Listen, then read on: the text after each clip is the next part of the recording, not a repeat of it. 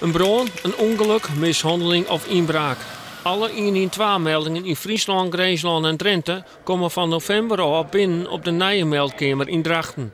De noordelijke alarmcentrale is de kom naar aanleiding van de rampen in Volendam en Enschede.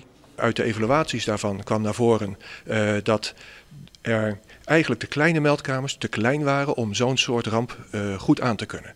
Dat is eigenlijk de drijfveer geweest om in Noord-Nederland te kijken of wij niet met 3 meldkamers naar 1 meldkamer konden gaan. Want wie zegt dat wij ook niet zo'n ramp zouden kunnen krijgen?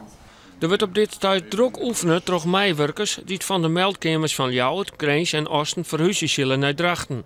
Per jaar komen 100.000 alarmmeldingen binnen. Van de haast 20 mensen die dag en nacht achter de telefoon zitten, is op zijn minst 1 Friestalig.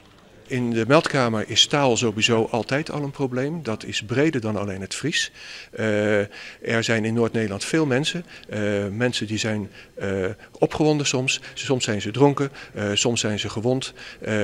Dan gaan mensen vaak hun eigen taal weer spreken. Maar het kunnen ook bijvoorbeeld Chinezen zijn die hier aanwezig zijn en proberen Engels te spreken. Dus het is veel breder dan alleen de Friese taal.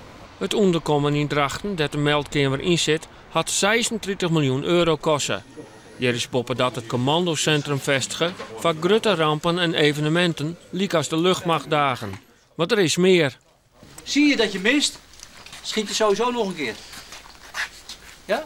2 shitbaan, zo'n meter onder de groen, die intussen al in gebruik binnen.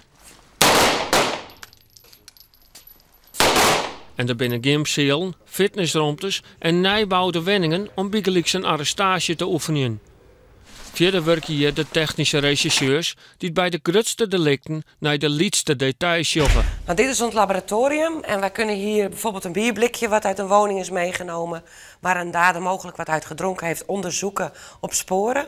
En we hebben daar kasten hangen en dan kunnen we bijvoorbeeld ook met poeders sporen zichtbaar maken die eventueel op dat bierblikje kunnen zitten.